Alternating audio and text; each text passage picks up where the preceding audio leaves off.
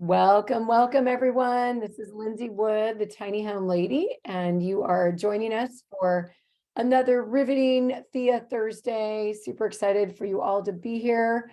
For those that are all THIA members and anyone from my list that got the freebie pass, then we'll be inviting you to join us.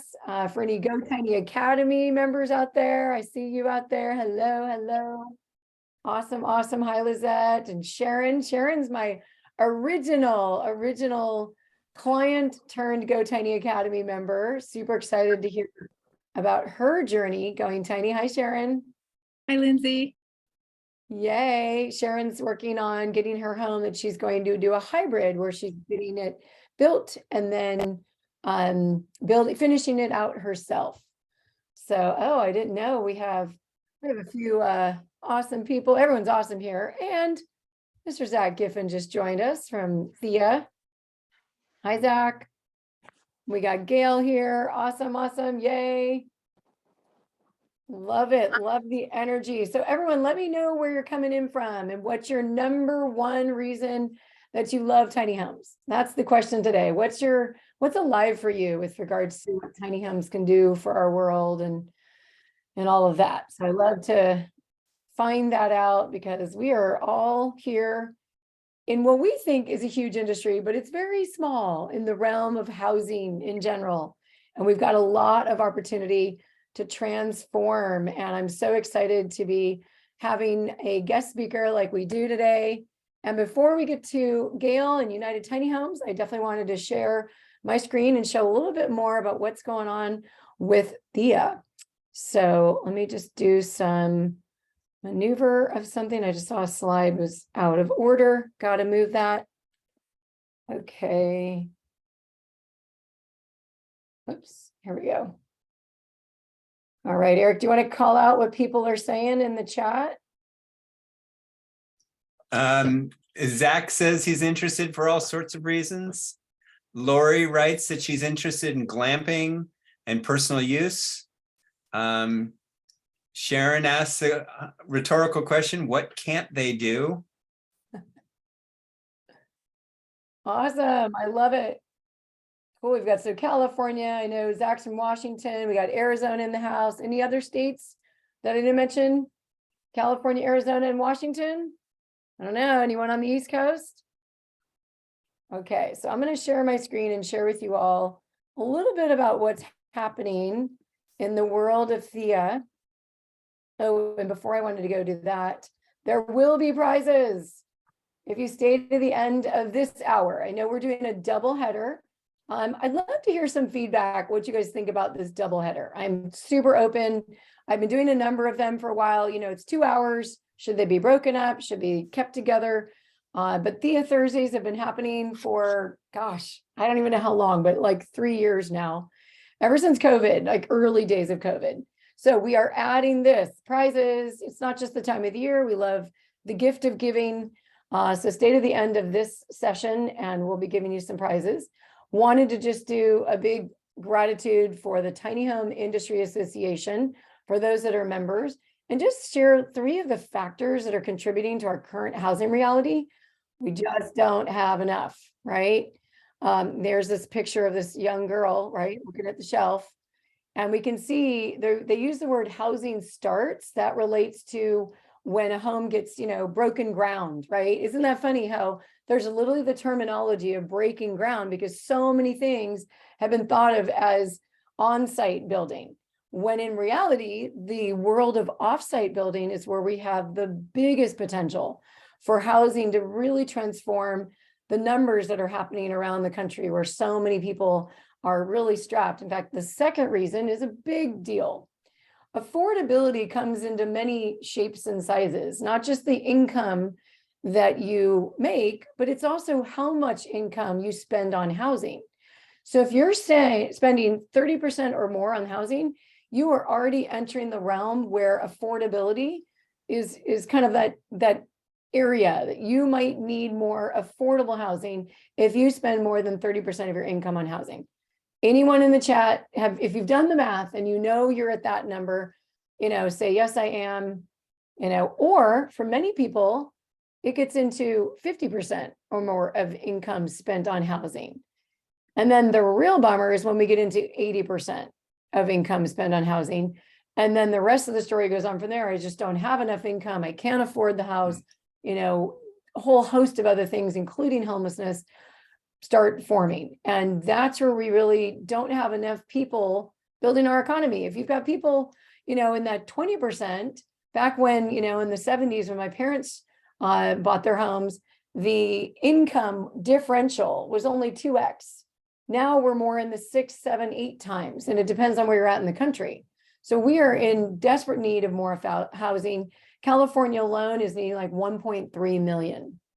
And of course, we've all been, reality check on the materials on the rise. That has also affected our industry, even though it's still a small home. I always like to say that which was 60,000 is now 80,000, or something that was 80,000 is now more like 100 or over 100,000.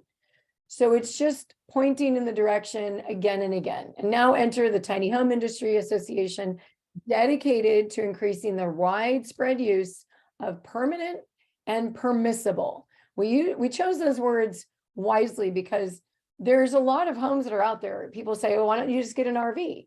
It doesn't mean that you can live in it permanently. So we really want to make sure we can have permanence and that it's permissible by areas like Placer County. So THIA was very much involved with getting Placer County approved, not only as ADUs, movable tiny homes as ADUs, but also as cluster developments, and in a groundbreaking turn of events on certain zone properties as standalone units, also known as primary residences.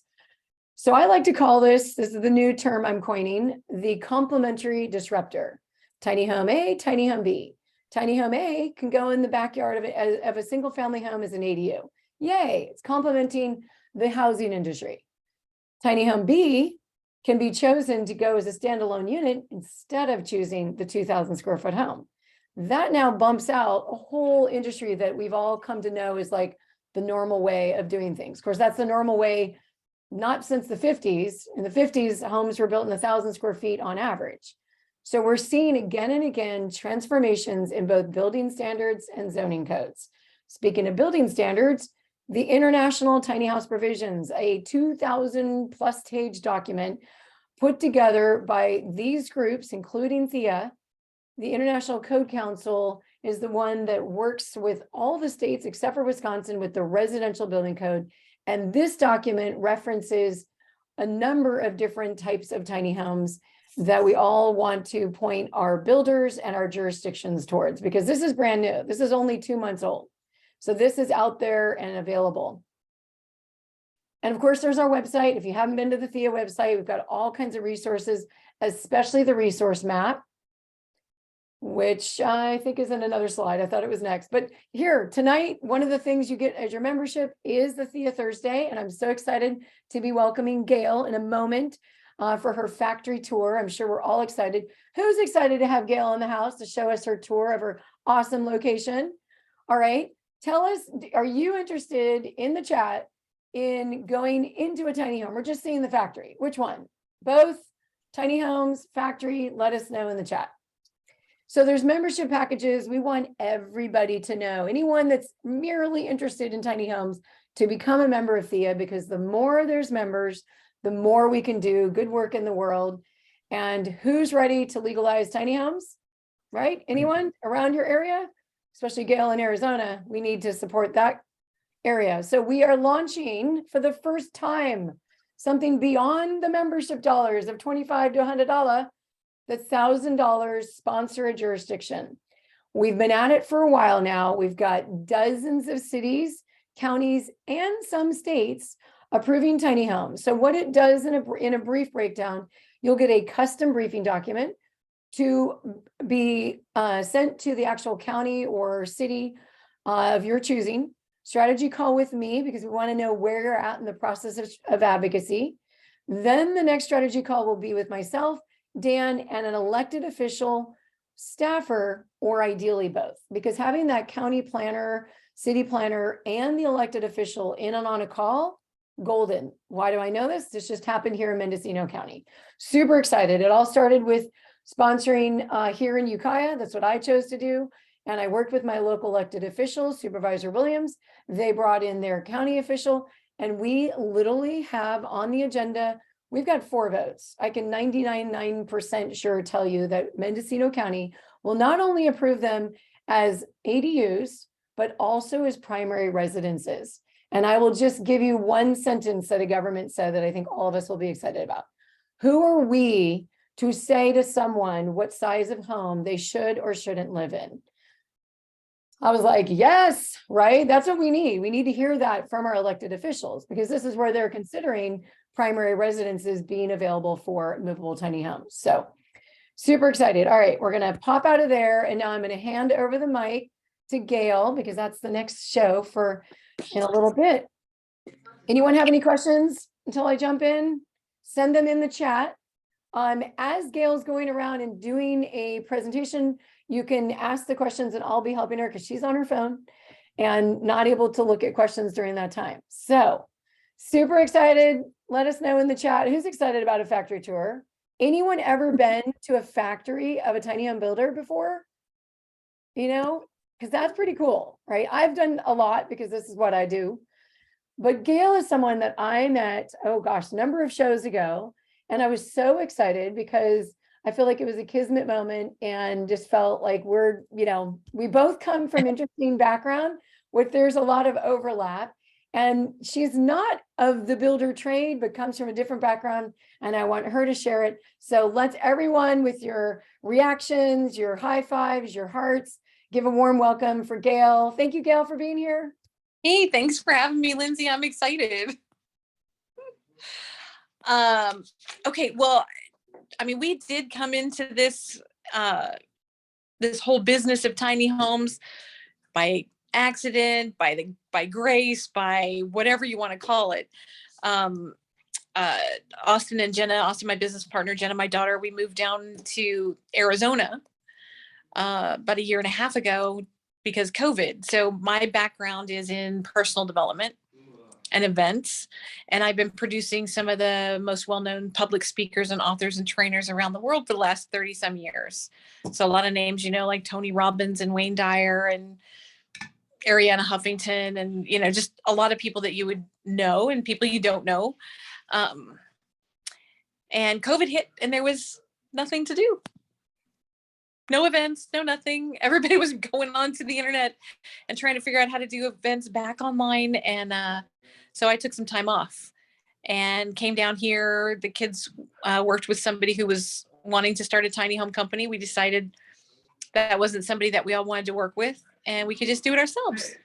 So we found a builder out of California, bought a couple of houses, brought them to a show and started selling while we were finding a place to build. And we started in a dirt lot and then moved into a 10,000 square foot facility 1 year ago. And now we just moved in, and I'll take you guys around here, but we just moved in to our new facility 2 weeks ago. And I'm excited to show you next week when you get to Arizona. Hold on. I got to do the little thingy. For There. Tiny Fest happening December 3rd and the 4th at West. So there's some of the crew there. Yeah. This is our showroom, and there's Jenna. So we bring, you know, clients can come in here and they get to pick their finishes. You know, we've got our countertops over here, siding, flooring, you name it. And then we're still putting it all together, of course, but they get to come in and pick what they want in their home and we make it theirs. So this is coming down here. Yeah, the lights in the Cheyenne. Thanks. This is like a big reveal. Okay, this is our new space, right? Woo! It's pretty cool. We've done a lot of work over the last year and we've made some really great relationships, like with Home Depot, who gave us all of this amazing racking so we could be organized. This is our new tool shed coming up. And Milwaukee, we're now the largest Milwaukee consumer, I guess, in the state. And so Milwaukee flew in and they're outfitting our entire tool shed. Wow, So these are that's some of the amazing. things that we had in progress. This is a shelf for one of our Geminis. And it sounds like the guys are. I'm gonna go turn the radio down here in a second. Gotta So have your this chance is- to build your tiny homes. Yeah, so this is our Cheyenne XL. So this is a 10 foot by 40 one bedroom. And Oh, I love- this is a really cool burnt wood. So this is all tongue and groove siding. They burnt, hang on, we don't have stairs, so I'm climbing a ladder. Shu Sugibon is that burnt wood thing named in Japanese terminology. So this is our one bedroom. So you got a nice big bedroom in here. Lots of windows. Full closet. I saw Bentley on here. He saw a video of this one at the Fresno show. But we've got exposed beams, and these are structural beams. And then you've got a nice galley kitchen. And then for us, what we do is, you know, we've got your quartz countertops, your farm sinks, soft close cabinets. These are all standards for us. Everything comes in the home. Got a big, I love this bathroom. Isn't this awesome? And if Rain you've got shower heads. questions, feel free to add them to the chat if you've got questions about the unit, size, all that good dryer. stuff. Why are the blue tape on there? Transport, it's going to Tennessee. So we got to make sure everything's closed up and doesn't go flying. What's the farthest place you've ever transported a home from Arizona? It will be Tennessee. Tennessee's kind of a long way, although we did just send something up to, we had one go to Utah. We had one go to, all the way up to San Francisco. We've got another one going to, where is it? Malibu. We're going to Malibu next. Okay, so this one here is really, really tiny. And this is great. They put the ladder for me to get up inside. Sorry, hold on. Welcome to the reality of what happens before you come to the tiny home event. Right. So this home is just a suite, really. It's just a bedroom with a really nice bathroom. And again, this one they wanted the burnt wood because they saw it in the other one. And then the closet is up here. This is 8.5 by 20. And just small but roomy. And this is the whole thing. No kitchen, no nothing, just a guest bedroom. Do you find more people buy compost toilets, flush toilets, or a mix? We have more regular flush toilets than anything else. And Zach said Tennessee is pretty impressive because there are a number of low-cost builders in that part of the country. So they obviously loved your unit. We're doing 88 units. In Tennessee? Yep. Oh, okay. Yep. We have 88 units going into Tennessee. Here's Manny, our star framer. Yeah. Sorry, thank you. You're good. Hi from And- Zoom world. So this is our Denali Extreme. I think you've seen one of these before. It's got a full bedroom here, kitchen, and then this one's got a big loft. Those are great. What's the max on that? Is that 400 square feet? This is 400. Yep. 10 by 40. And what's the price for something like that? 140. 140. And what's really cool about what they're doing on, I'm not sure where you're at in the HUD process, if it's already done or if it's in, I know it's in process. It's in process. So this unit here will actually be the second one that'll be HUD certified. The first one will be the one that we went to, the first one that we went in. Okay, there's So- a whole reason why Gail and both Gail, United Tiny Homes and California Tiny Homes will be HUD certified and needs to go to Colorado because that world is in a whole bunch of, we'll chat about that more, but there's a reason why HUD manufacturing, if you haven't heard me talk about the 4 types of tiny homes, the HUD manufacturing of a home is going to be gold to move around all the issues around the wheels when it comes to these temporary houses with regards to RVs that are building standards, NFPA and ANSI. Right. And how's Arizona? I noticed you raised your hand when you said who needs to legalize in Arizona. Well, Arizona, depending, is nice. It's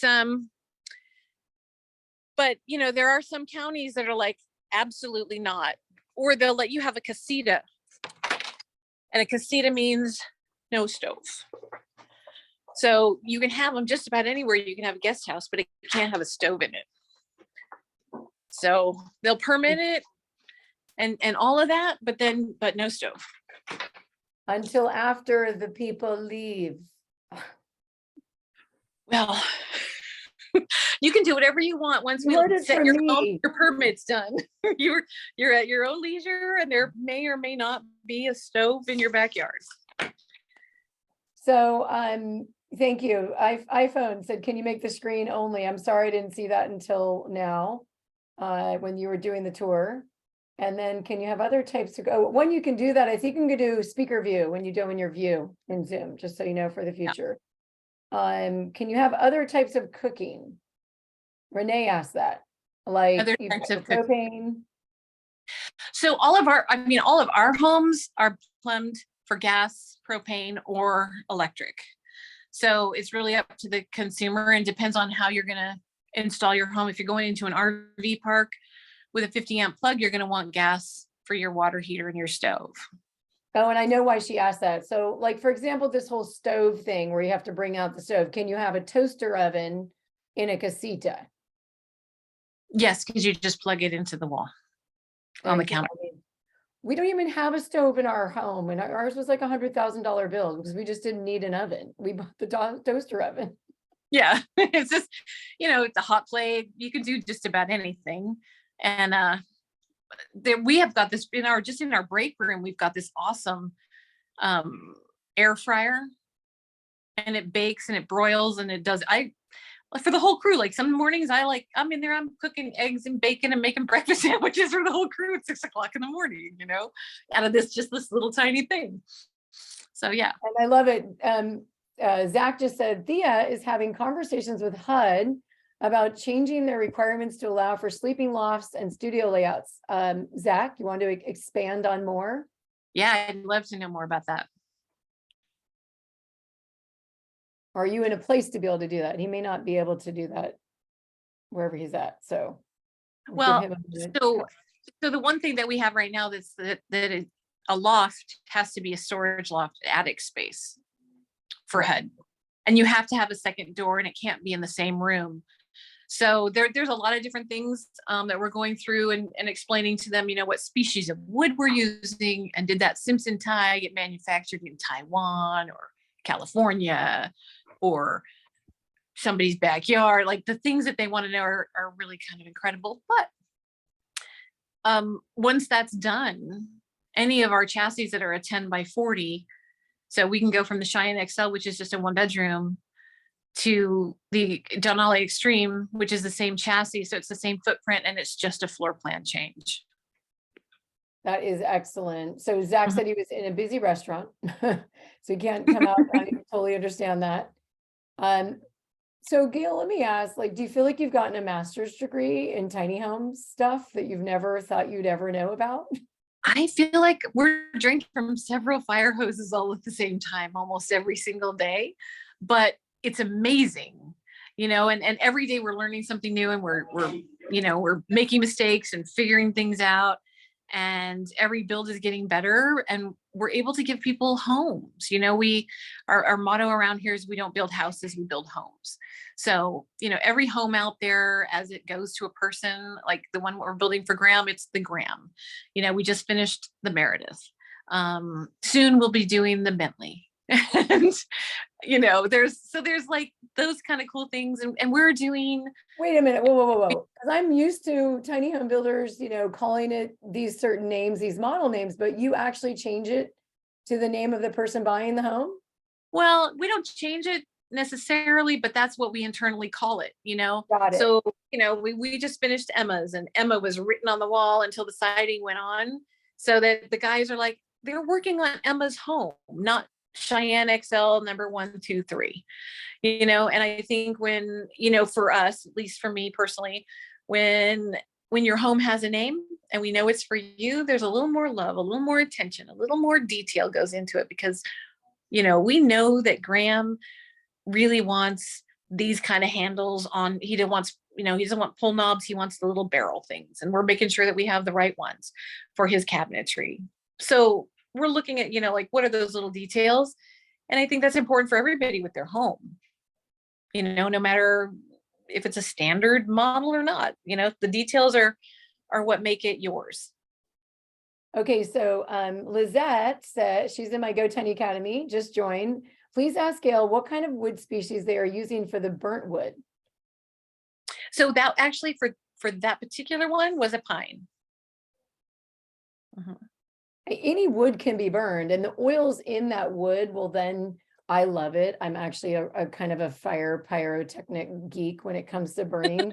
We ended up grabbing pallet wood for free and doing a whole redo in our tiny home when we looked at like everywhere the walls were white, and I just wanted to add a splash of a texture like you've done in yours. And it was just so fun. And we just didn't have any more budget for brand new wood. And the pallet wood, though, you do want to make sure it's not like fumigated. And we did check with whoever had those pallets to make sure that was the scenario. Yeah. So thank you, Tara. Gail, can I just pop in here for a second? The pine is the burnt pine is gorgeous. I'm so boho chic that's part of the design that I want when I get to that stage for building. So with that scent of the burnt pine, does that last for a while? Does it linger for a while? How is that? No, it really doesn't. One of the things you want to make sure you're doing is sealing it. So, we put a sealant coat over it. So there's not a lot of scent. Okay. What has a ton of scent is beetle kill. The blue pine, that stuff has an amazing scent forever, I feel like. Blue pine. Okay. And then just a few questions. How often, because I want to make the outside of the trailer, the pine. So how often do I have to seal it? And then how do I protect from termites? So great question. And I'm not sure about how you protect from termites. I know for us, all of our stuff, we have a weather barrier underneath, and we double that layer. So the bottom, we put in a thing. I should probably take you guys back out there. We do this belly board underneath that's all weatherproofed. And then we put the insulation and all the plumbing goes in, and then another layer of weatherproofing fabric before we put our decking on. And then it wraps up and around. So we leave it hanging over maybe 6, 8, 10 inches. And then we wrap it up, and that really helps with termites for getting in there. So then your siding, you need to make sure you seal the whole thing. So you don't seal it once it's up. We seal every board on all sides before we put it together. So we burn it, seal the whole thing, and then put it all together, and it's a tongue and groove.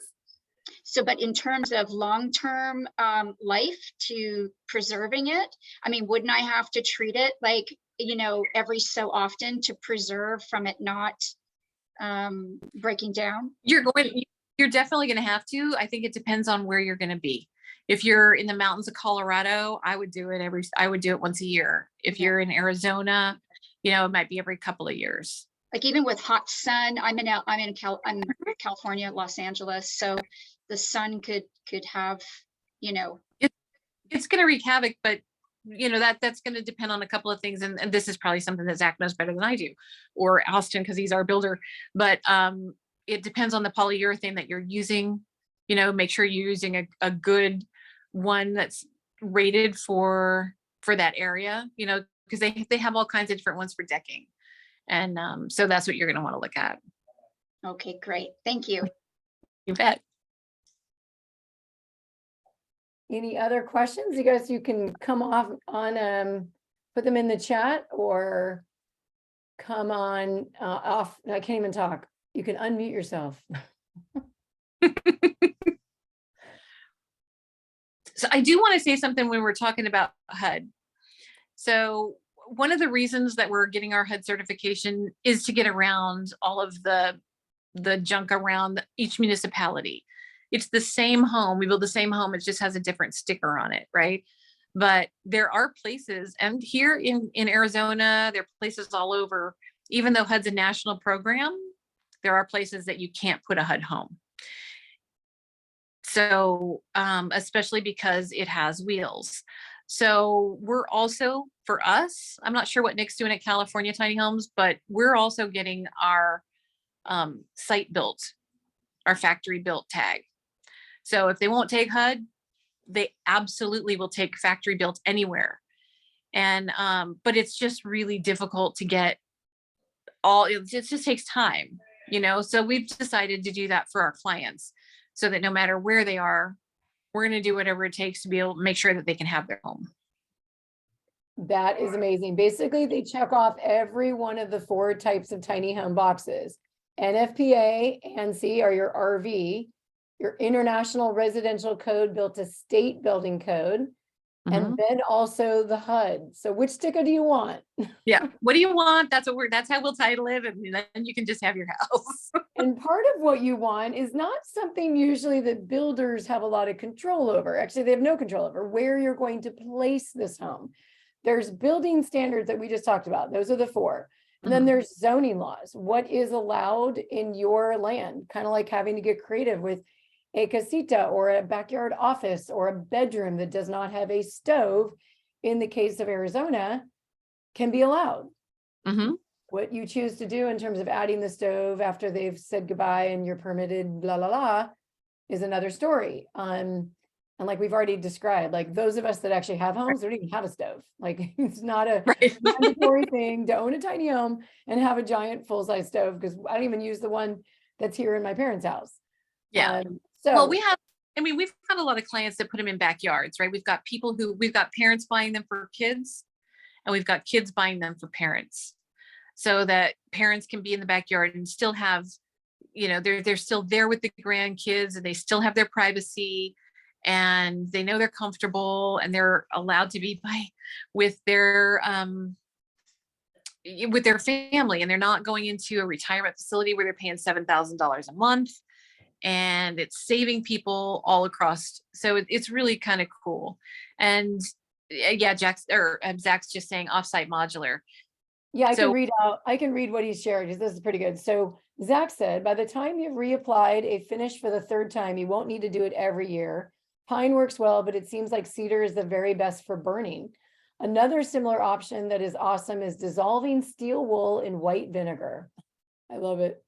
Ooh, I like that. Zach, thank you. All these, I think we need just like a fun, come out and do fun things like with pieces of wood, not entire homes, but pieces of wood. I would love that workshop. I could be a part of that. Then I'm going to jump down here. Zach also says offsite modular is the best, but in the states that are colder, the energy requirements are insane. It's true. We desperately need the equivalence of Appendix Q for the energy codes. Yes. And then Renee asked, do you do a consultation with people to determine what they legally have? Now, I know you have a secret person amongst you. He was about to join today, but I know. So Dave with the magic wand is our magic person. And we got Dave involved in all of this because of a house that we sold up in Fresno. And we needed help to make sure that these people could legally have it. So one of the things that we've done since day one is we just do a refundable deposit for people who want to purchase our homes. And what that is it's a $500 deposit. We take your address, we do a flyover, we check the codes, and we let you know if you can legally have something on your property. And if you can't, it's completely refundable. On top of that, we can definitely do a consultation if you're looking, different states, and we're putting together documentation on every single municipality that we've had any contact with and what they're requiring. So we're creating that into, eventually it'll be a really cool directory that, we'll just share, because we all need the information, right? Like, how do we get you your home? Yeah. Yeah. So, in fact, yeah. I haven't even talked to you about this, Gail, even though we just chatted the other day. Just heard from Ryan. They're getting closer on their financing. Ryan and I on a call just launched this tinyx.org, which is really a website, but it needs to be more of an app. And we like to say TinyX marks the spot. Like, it's somewhere on planet Earth that it needs to go. And then are there, landowners, RV parks, for all that are allowing them. And then the people that want to find them. I mean, there's a number of amazing tools like Search Tiny House Villages and other resources to find land. We just don't have it quite like, Airbnb is, where you push some buttons and you get that. So Gail, myself, Ryan, we've all been talking about this because the whole industry needs it. So what I have, every builder told needs you, something like this. what I haven't told you, and we can talk about this coming week, is that I have about 5,000 properties so far into that database. And I have somebody physically calling every single one right now. Do you accept tiny homes? Where, if so, what are your requirements? Is it long-term? Do you only allow them short-term? Is there length restrictions in your park? What are your amenities? And so that's coming, and it's going to be amazing. Oh, absolutely. It's so needed. Who thinks that's needed, right? To pick up your phone. So right now, the world of van industry, Renee knows this also well, because she has a lot of van dwellers, DIYers that come to Tiny Fest, whether that's in recently Pleasanton, in 2 weeks, it's going to be in December in Arizona, and right in your backyard.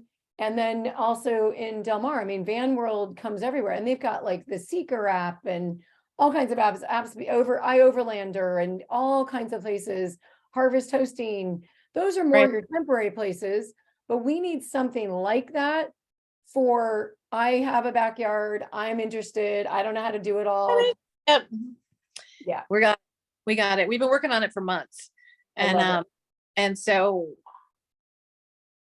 I don't know when we're going to launch, but if anybody's looking, you can always email me, Gail@unitedtinyhomes.com, and tell me where you're looking, and I'll pull out of the database, what we have so far and send it over. All right. You've heard it here, people. I just put your email in the chat. I don't know what I was thinking. Okay. It's only 22 people. And then all the people that are watching on the replay. No, it's great. And we as an industry also want to support you. I mean, you as your only builder, unless you want to keep it private, but my understanding from all of our conversations, it's really meant to be a collective, collaborative adventure. This is where we're at, is we're all in this together. I mean, we're not everybody's cup of tea, the homes that we build. I send people to other builders all the time. I'm like, you know what, we're not your guys, but so-and-so is, so go check them out. And as much as we'd like to be, build for everybody on the planet, it's not the case. And everybody's got different tastes and skill sets and plans and designs. And so, we might as well come at this as a group. Absolutely. And so Zach just says, love it. I've been waiting for tech to come disrupt the housing industry. Yeah, we're doing it, man. Tech's already out there. It's just tapping into the tech and making it more of what we're looking for. I kind of look at it as a relationship. Like, hi, I have a tiny home. Hi, I have land. Whatever form that may look, in multiple, like a community, or if you're, looking, you've got a certain size home and you want to bring it, or maybe you don't even have the home yet and you're looking for a place in an area, and you're going to place either a 40-footer or a 20-footer will determine based on the availability of the land and how big. Yeah. Right. And we're actively looking for, parcels that are for sale for people, because we have so many people want to buy a home, they have nowhere to put it. And they don't want to live in an RV park, so we'll talk about that later, but there are some things, like the questions you need to ask your municipality, the questions that you need to ask, make sure your realtor is looking for, like, is there a square footage minimum on the piece of property that you're buying? Because And they you might might allow not tiny get, homes, sorry, but a you tiny might for not them. get everything from your realtor. Your realtor's there to Yeah. get you the opportunities, but someone like what Dave does between you and like Dave United and your realtor, now you can pull together the actual piece and information. Because one thing Dan always talks about, from the time you buy the land to the time you entitle it, we're talking raw land. There's already a structure on the land. It's already zoned. It's already got its thing. So that's the riskiest time to buy it and then do it. And we've got an example in our resource for everyone here that's a THIA member. You've got access into it to go in and watch the 3-part series on how to buy land without, or how to develop community. One of the videos is how to buy land without buying land. And in that video, we showcase a couple that were so dear, the Bush family, YouTube stars, paid off 100,000 plus in debt, bought a home, had a baby, bought land to build a community, and then lost 30,000. That's not the trajectory we want. We wanted it to go up, but it was because they did not know about a covenant and a restriction. And that's just the bummer. So I do have a question here for you, Gail. Do you ship to Twain? I know the answer is already yes. Do you ship to Twain Harte, Sonora, California? We'll Yeah. ship anywhere. As a matter of fact, right now we're also looking, sorry, I'm kind of poking you guys in the face. We'll deliver anywhere. We've found out that we can deliver to Australia for only $14,000, Wow. which I thought was I crazy. just looked at the quotes for a builder sending from the East Coast to Washington for 18,000. So shipping is across the board a crazy thing. And if you're going to have your home transported, if it's not something that you're going to tow around, you're going to have it transported and put somewhere. There's a lot of transport companies out there and there's brokers out there, but just from our own experience in a recent transportation debacle, you need to make sure that whoever's transporting your home has done it before. That they know how to change a tire and possibly an axle if something happens. So there are people out there who are tiny home movers, who are mobile home movers, but going to just the truckers and finding somebody to tow your house is not a great idea.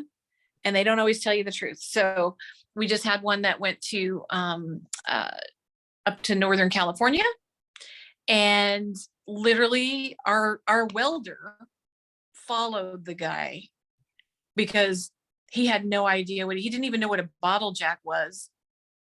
And so he did get a flat tire, because that happens on these houses when you're, on these kind of axles and stuff. And even when we're using the really good ones to go far, you have to be able to take care of the home no matter what happens to it.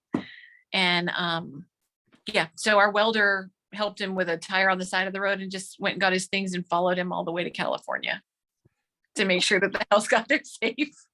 I will add in the part of the buyer. Let me just be the one, because most builders won't do this, so I will.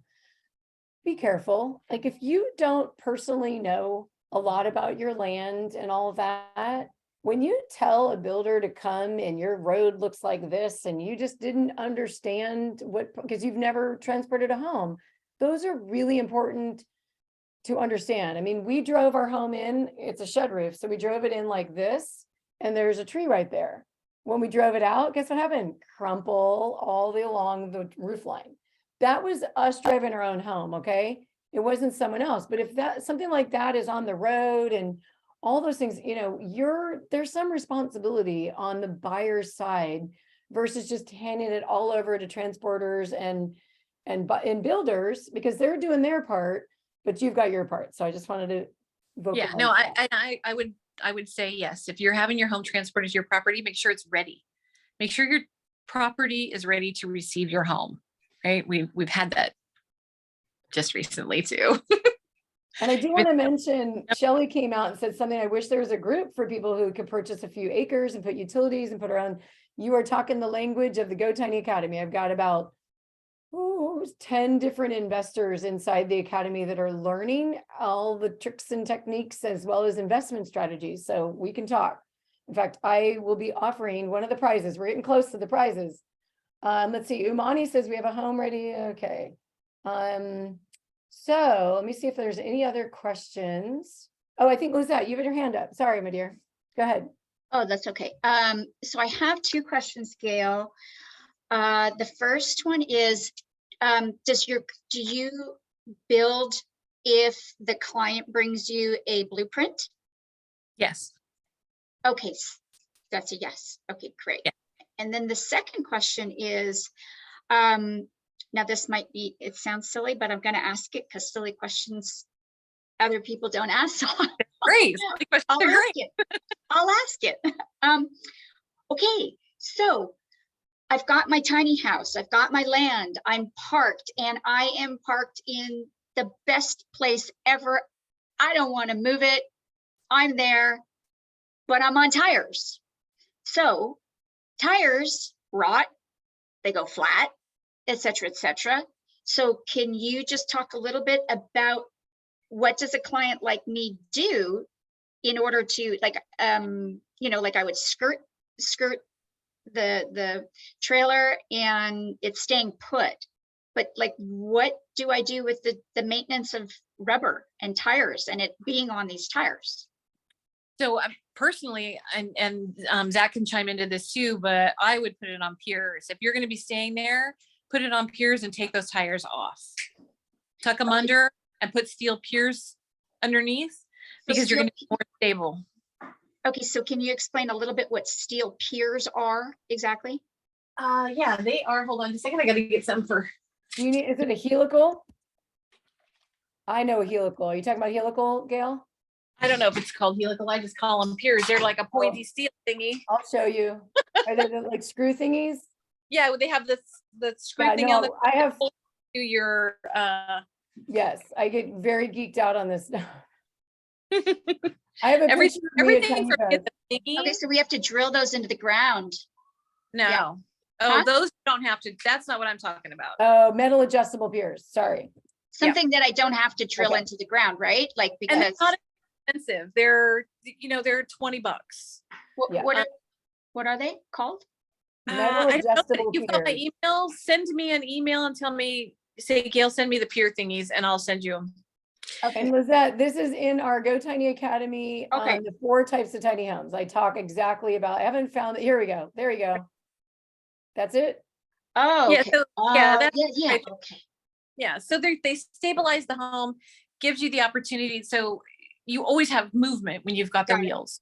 Yeah, Got it. these create the movement and give you just take the wheels off, tuck them under.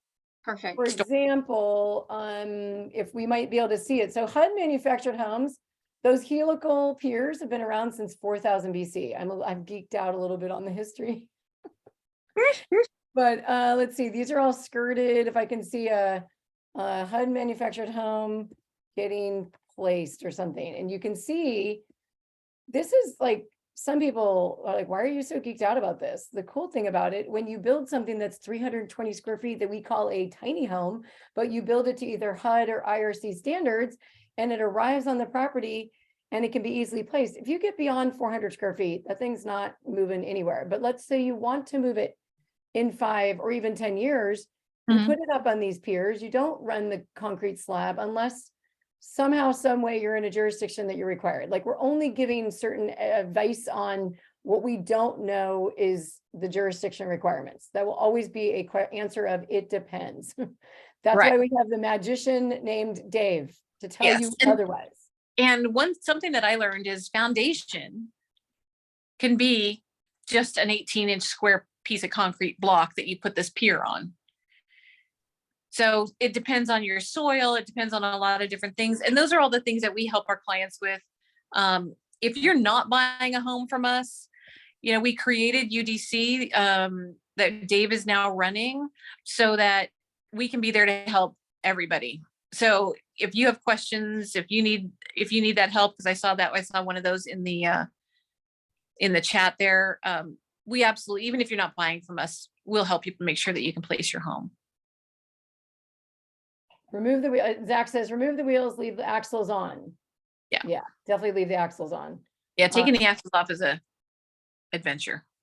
Yes. And then Sharon, can't you put the house on piers that are taller than the tires and just leave them on, not touching the ground, and then cover them? We did that to our tiny home. We let them like flying.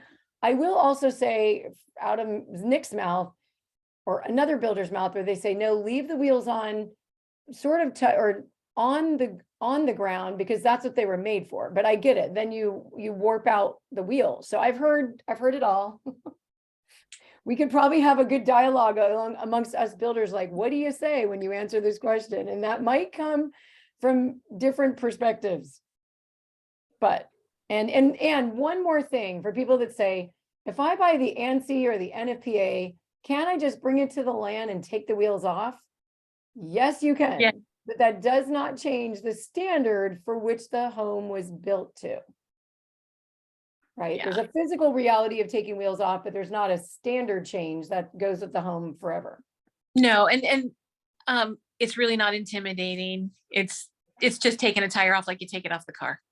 And the thing is, when the people bring it, whoever's delivering it, you can have them take the wheels off. When we set the home, we'll just take them off for you. But it's not intimidating. It's just 6 lug nuts. Yep. 8 times. Or 3 times. Yeah, 3 times 2, 6 times. Depends on how many wheels you have. Yep. Yes. Okay. Oh, Zach says HUD allows a combination of cinder blocks and wood on top of foundation. Air quotes. Helical piles, ground screws are 2 different things. Okay. Helical piles are an exchange of pier blocks, where the ground screws are for holding the house to the ground. Thank you, Zach. We've got some. Dave's also a pro when it comes to foundations. Like, He is. And there's all kinds of, like hurricane strapping and things that like screw down into the ground 6 feet to hold your house in place. One of the things too, though, to think about is if you decide to permanently affix your home to the ground and it's on your property, it becomes part of the property and it increases your property taxes. So if there's a way that you can roll it in as an RV, then it stays personal property and it does not increase your property taxes. as long as it's built to either IRC or HUD.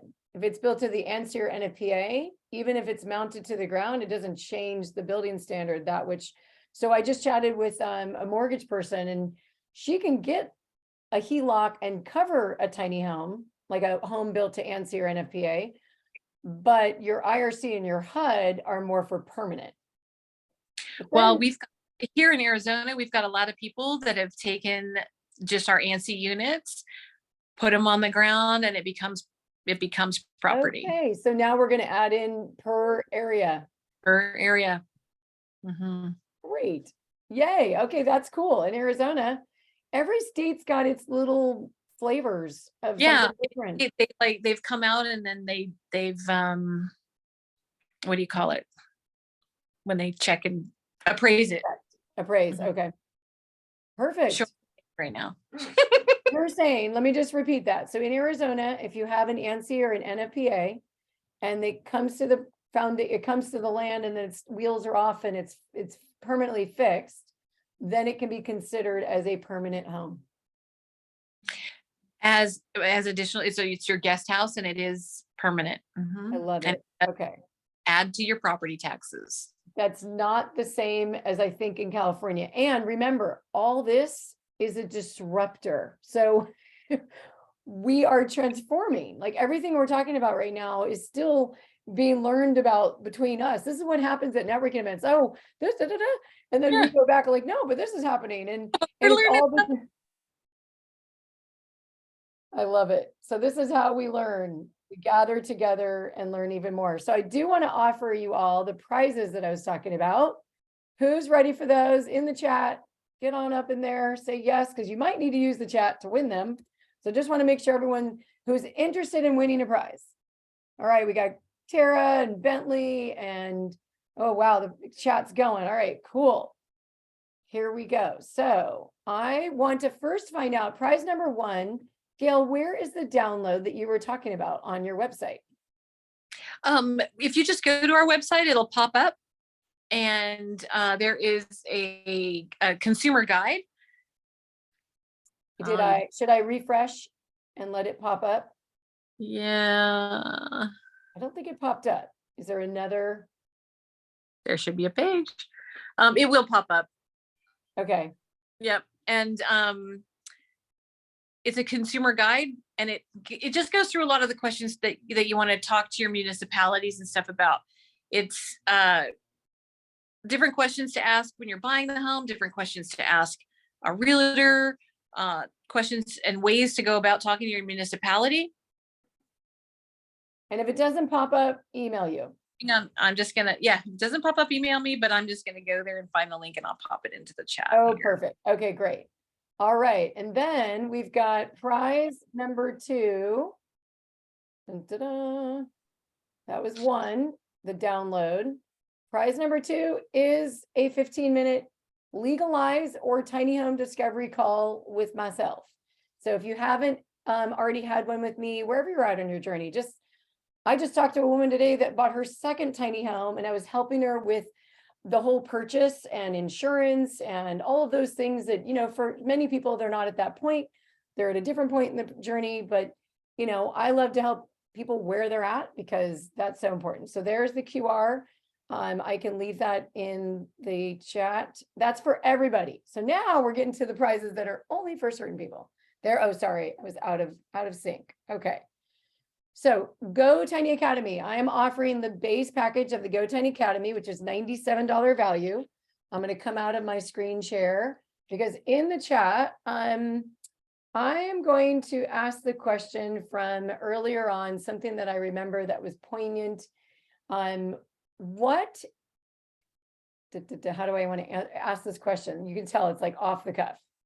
What is you know what I'm going to do? Everyone know where the reactions of raise hand is? If you click on reaction and you click raise hand, the first person that knows the answer and raises their hand, or that raises their hand and tells me the answer, comes on a mute, will answer. So what is so cool about United Tiny Homes and what they do with regards to their buyers, in regards to the home that they're building for them? Who wants, okay, I saw Shelly and Nino at the same time. All right, I'm gonna, Shelly, come out, unmute yourself. Because she's on over here. Yeah. What was the answer? They specialize it. They name it after They the name it person. to what? After the person that they're building. There we go. So the Peabody, the Emma, the what? All right, The everybody give Shelley. a round of applause, Shelly. I'll ask another question because I saw two hands at the same time. We'll give you both double bonus today. Nino, can you tell me what was one really cool thing you learned about the tour with Gail?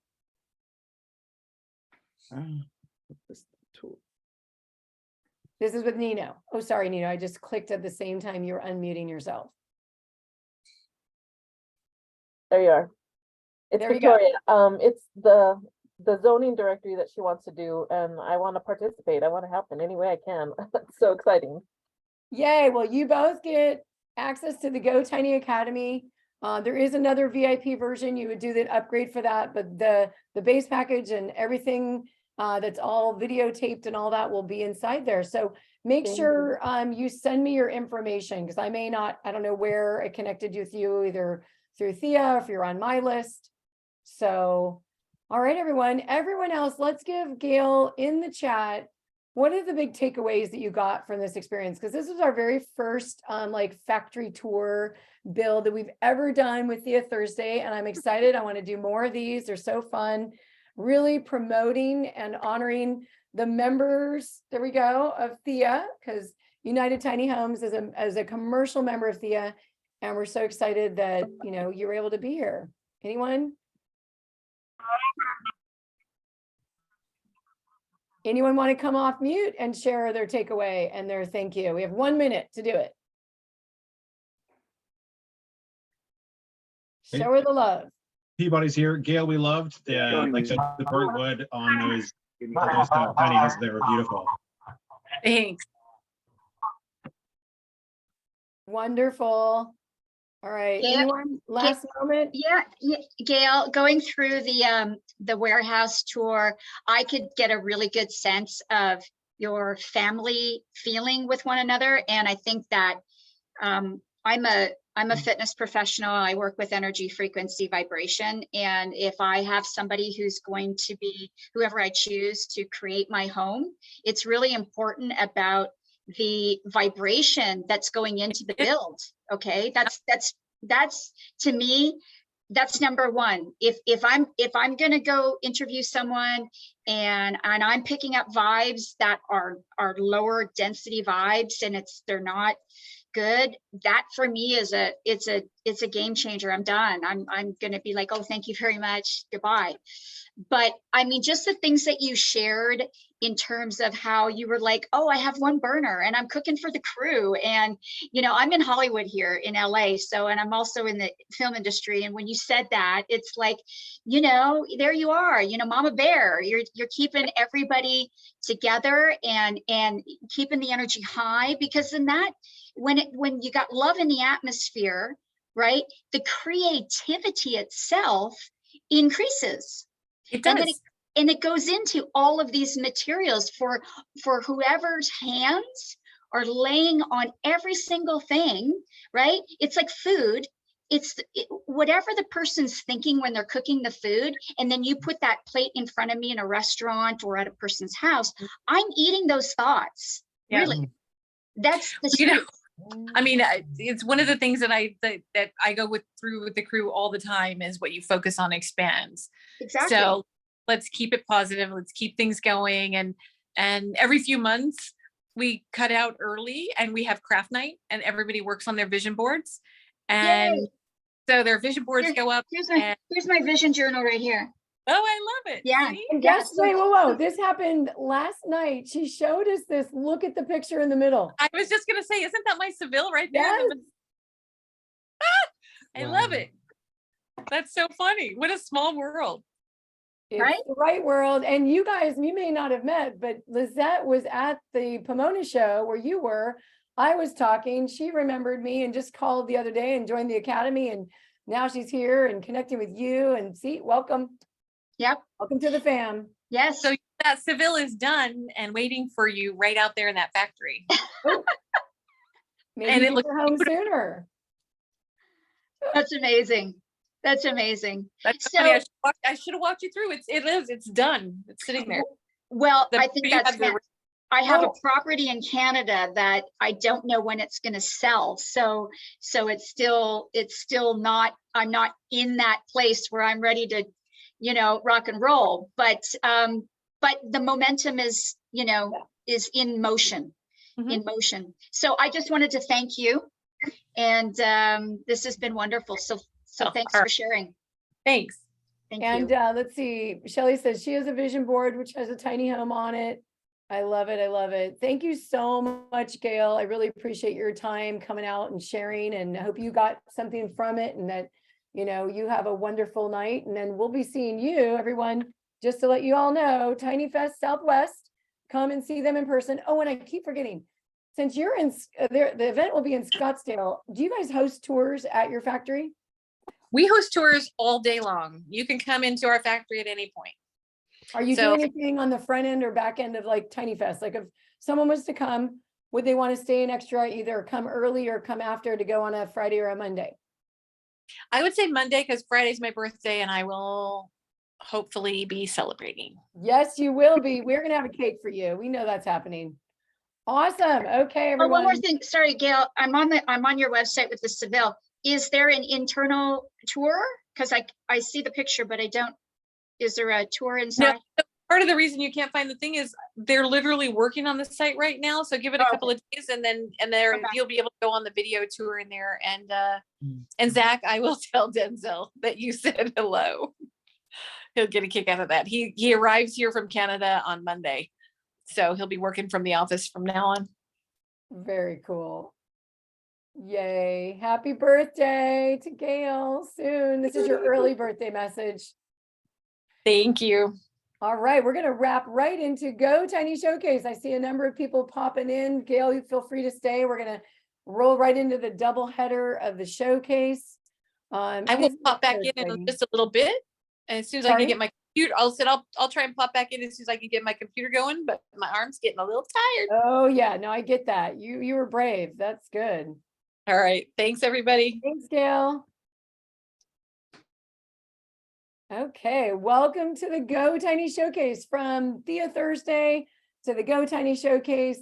Super excited here. It's really hot off the trail of Tiny House Expo. So for anyone, let me stop sharing my screen. Did anyone come here? And I know there were people from Tiny House Expo that we just met in Fresno.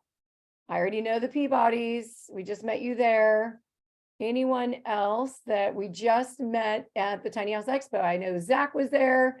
It was really awesome. There was a number of speakers at that show, and all of us were on the board of THIA. So yay to the organization that is legalizing tiny homes. We're going to be talking about THIA inside the showcase because they're one of the many sponsors that we're featuring and always supporting. I 100% believe so strongly. And now I'm seeing it happen in my own area. I could be like, it's just, a little teary thinking about my own Mendocino County now being able to offer movable tiny homes. Not yet, but soon. Sorry, it's not legal quite yet, but the conversations that are happening, all because we were able to get the information to them in such a timely manner. So yay. All right, here we go. Diving right into the showcase where you can learn more about the innovation that's happening behind the scenes within the industry. So the showcase really came about because my husband and I were, after going through, I think 4 or 5 shows, we did Fresno and then San Diego, and then we were looking out and going, okay, I really want to get to Colorado. And what happened in the summertime? Prices of fuel just skyrocketed. So it made us sort of pause for a moment and think, maybe we'll kind of see who else we can bring along with us.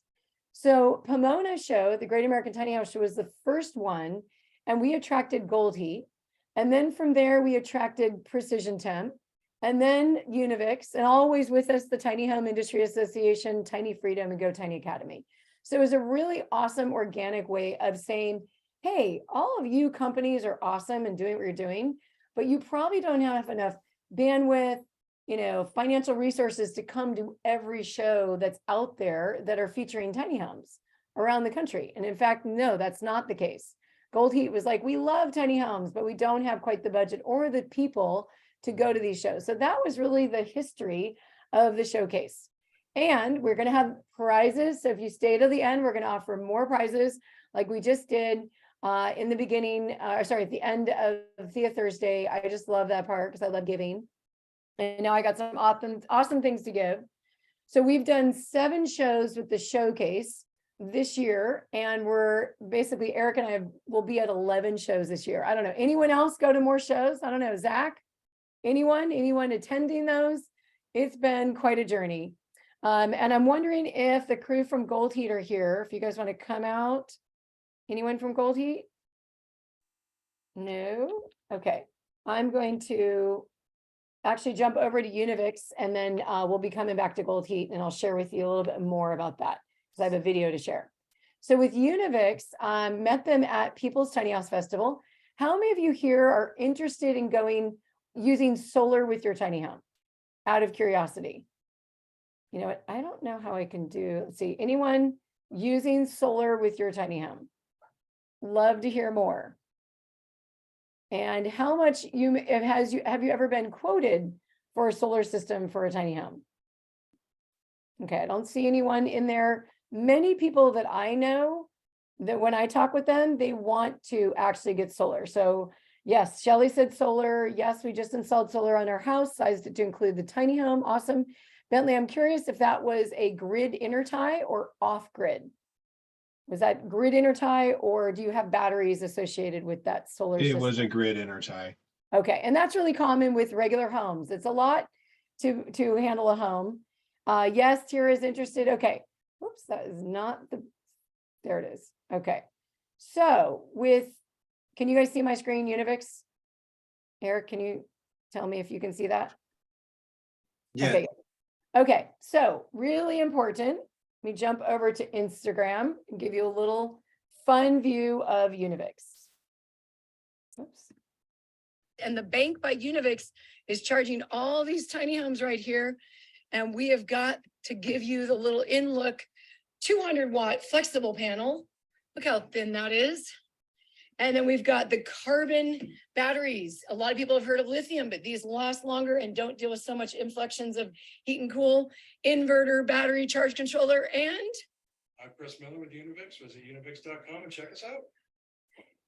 hey, everyone, we're here at the people. There we go. That was like a one take. Now, I want to share with you something. I sold solar and off-grid solar for years. The number one component that you're going to need is what? There's the question. What is the number one component that you need for an off-grid system? In the chat, anyone? What is the yes? The battery. Good job, Shelley. It's the battery, because the battery is the thing that during the day, it's going to be collecting the power and storing it. Now, granted, that was sort of a trick question. There's always you need all components to make an off-grid system work. But actuality, in the good old days when I did a lot of work with solar, you can take a solar panel and connect it right directly to a direct current appliance or something like a fan. And that's what we did in our cute little installations. And we learned, you know, we cover the solar panel, the fan stops and all that. But to actually store the power for the day, the battery is needed. And the battery is quite interesting. I was just, let me see, go back here. So going back to this for a second, I want to point out one of the most critical things about, oh, where did it go? Sorry, guys. Tiny hand lady, it just had this.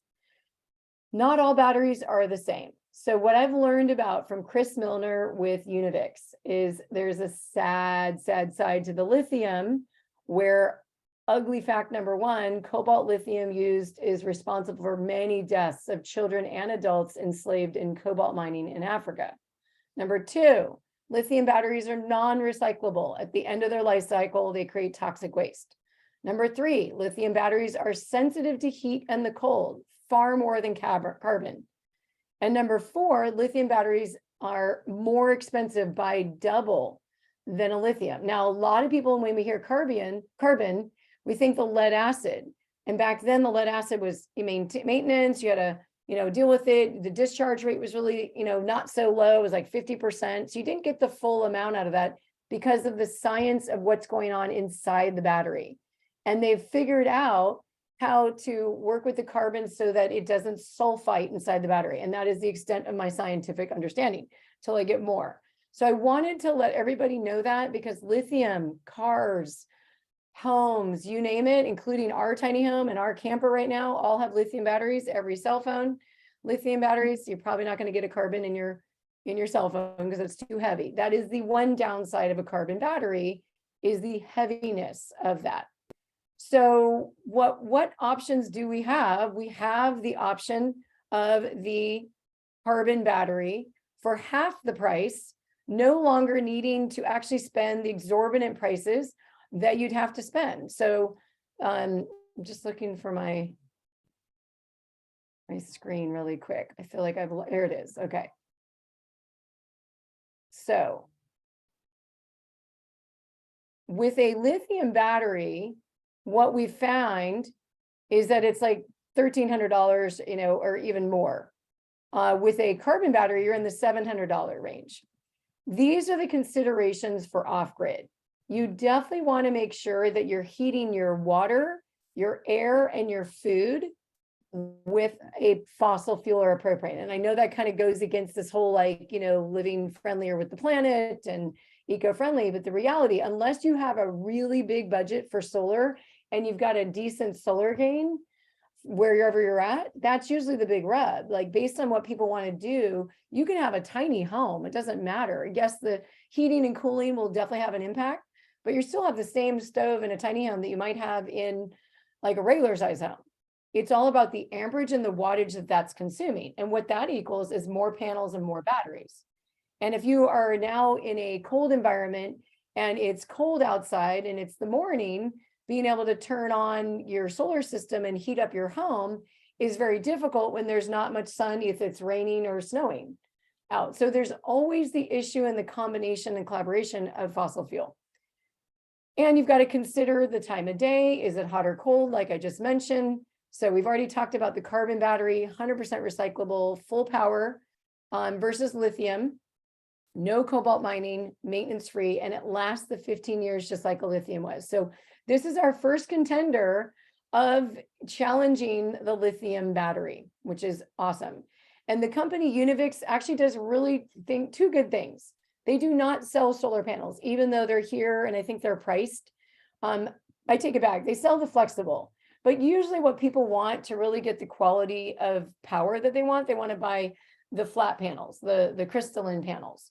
So what they really specialize is the inverter that's going to come all connected to the charge controller and all those pieces inside one system, and then the battery, and then your panels. And I'm working with one of the Go Tiny Academy graduates, Stacy Murphy. She's working with Univix to get her system over to Utopian Villas. So there's a collaboration between the buyer, the Univix, and the builder. And we're doing the same thing with the Incredibox with Incredible Tiny Homes, because they've only been familiar with the lithium. And lithium package for $10,000 system, you could do for half with a carbon battery based system. So hopefully I've shared it enough. They also sell a bank. The bank is like your whole system included, your batteries, your unit. You know, when it comes to like inverter and batteries, you're going to work with your builder on a cabinet where this is going to live. This can't live outdoors, right? You're going to actually install it, not inside the tiny home. I don't believe any battery, even if it's not venting, notice the little vent here. You don't want that in your home, right? You want that, protected from the elements, more of a utility cabinet, like outside, but not in the home. So super important and financially feasible. There is Univix's number. Eric, could you grab their link and put that in the chat for univix.com? And, feel free to reach out to me as well, because I'm often the one, usually what happens is you're the buyer, there's the builder, and there's the supplier. And we've got to do the three-way conversation. The real beauty of me doing the showcase is so I can go out and expose Univix to all the people that I know, because I love tiny homes and I'm talking about them constantly, every day. I don't know, actually, it'd be interesting to have a tracker, how many times a day I say the word tiny home. So onward, how do you want your hot water? I prefer my showers hot. Precision Temp. Awesome company in the industry, really an industry standard. So many builders are putting these units in. And what's so important about them is that they're reliable. When you have a tankless water heater, you don't have to worry about a tank running out. You never run out when you have a tankless water system. And this is their classic product, mostly put into the tiny homes. This is about $1,200, the RV 550 NSP EC. There is a special deal going on right now, and I'll show you that in a moment. Actually, right up until November 29th. So we're coming right up on it. It's efficient. There is no pilot light, which I love. I think pilot lights are the evil bane of existence, of energy just being used unnecessarily, just something sitting there constantly on. So the fact that they actually figured out how to do this with no pilot light, you might buy a less expensive product, but your pilot light's still going to be running. Now, I've heard people say it doesn't use so much, Lindsay. I don't care. I still don't like the fact that there's just something always being consumed, right? Okay. So the Twin Temp tankless water heater is also a hydronic heater. So there's a way for you to run hydronic heat, which is also blower heat into the space. Let's say you're somewhere really, really cold, and the other product like Gold Heat may not be enough because of the flooring system that got installed with your builder. You might want to have more heat, and that's where the hydronic system from the Twin Temp 2 comes into play. And then we want to make sure it's safe. As someone that put in the wrong on-demand hot system into our tiny home, we did not check to make sure it was certified. And when Alex, our certifier from Pacific West, took one look at it, he said, "You bought the wrong one. I should have checked with him in the first place," right? That was my fault. But it wasn't vibrationally tested. That's what these things get tested. Because if any of these little parts fall apart, now you've got gas leaking in the space. And that's exactly what happened with our home. Every time we wanted to take a shower, we had to crawl up on the counter, crawl up on the refrigerator, turn on the propane system, crawl down, and then take our shower and repeat the process and turn it off. That was ridiculous, right? So I think we did that for maybe 1 or 2 months, and we bought and upgraded a new system that was certified. So Precision Temp products all come certified. They originated for the boating industry, hence the water, but it really came from the boating industry when they were constantly dealing with water running out all the time in their boat. And it was actually people that were boaters that turned builders of this product. And it's verified. I love how Tiny House crew, Jason and Zach from tinyhouse.com, put the verified stamp to make sure that others in the industry are looking into this product on your behalf. These are builders. They were part of the Tiny Luxury TV show. So they really have made sure that, besides all the builders that install them, there's another seal of approval. Oops, I just went to a different, there we go.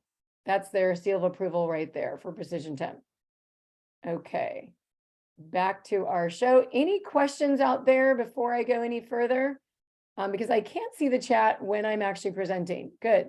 Can the twin temp tube be used in a 580 square feet space? Yes, absolutely. I think that would be a perfect, scenario. A lot of the RV, the 550 product gets used in a lot of tiny homes, but it sounds like yours is a bigger one.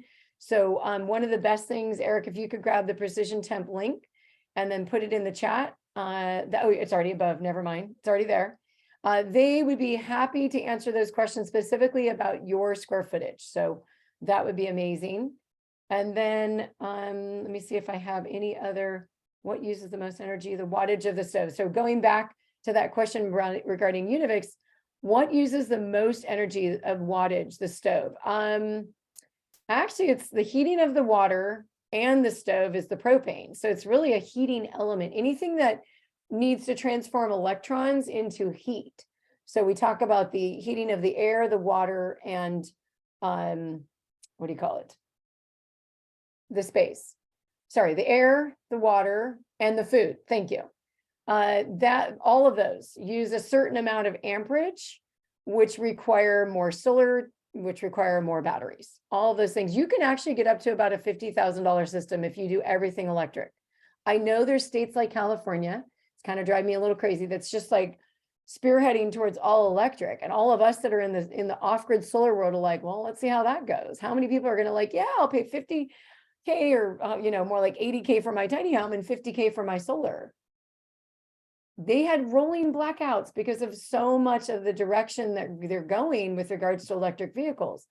I'm down with electric. I had a Volt, it's just where we run into big issues when we don't understand. And most people have never lived off grid.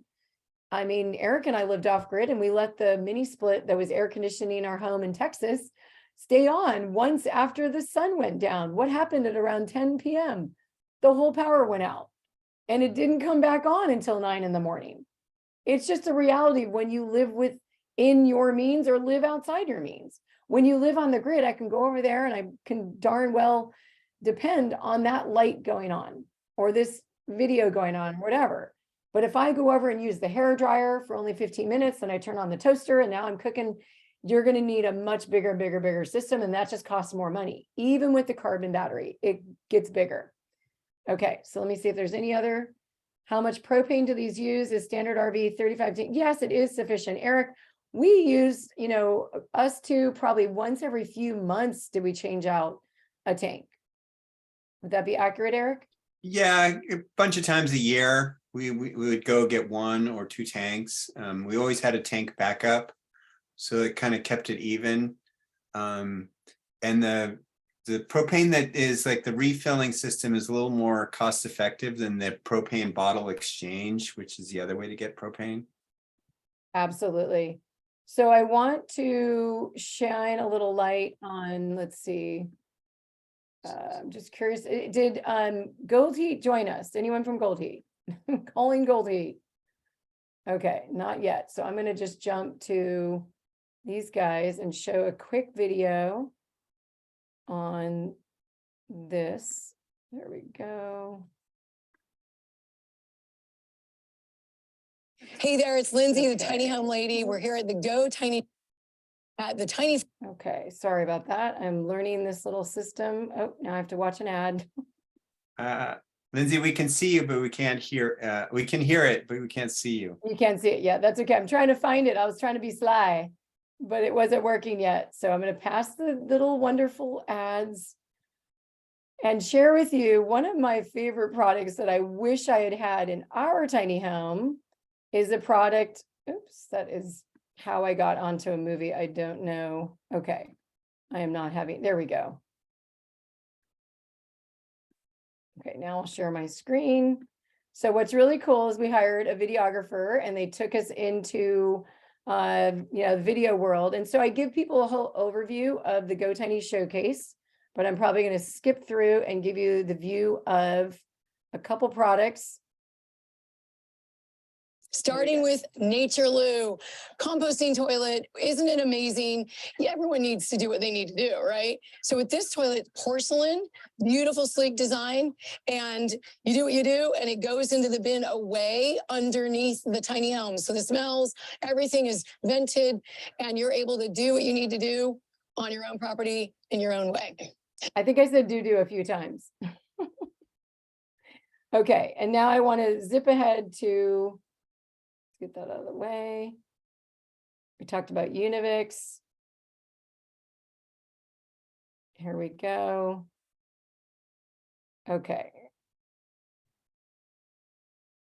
When you're in that cold environment, Which we you are want now. to keep your body warm from your tiny toes to your nose. And that is what you can do with radiant floor heating, electric radiant floor heating with gold heat. Great heating source for warming exactly where you need it to be. Instead of the mini split up above trying to send hot air down, what happens to hot air? It rises. So we want to make sure it rises from the ground up. Only 15 watts a square foot. You only have to place it under where your feet are, not under cabinets or areas where like couches and stuff. So keep you and your tiny home warm from the ground up.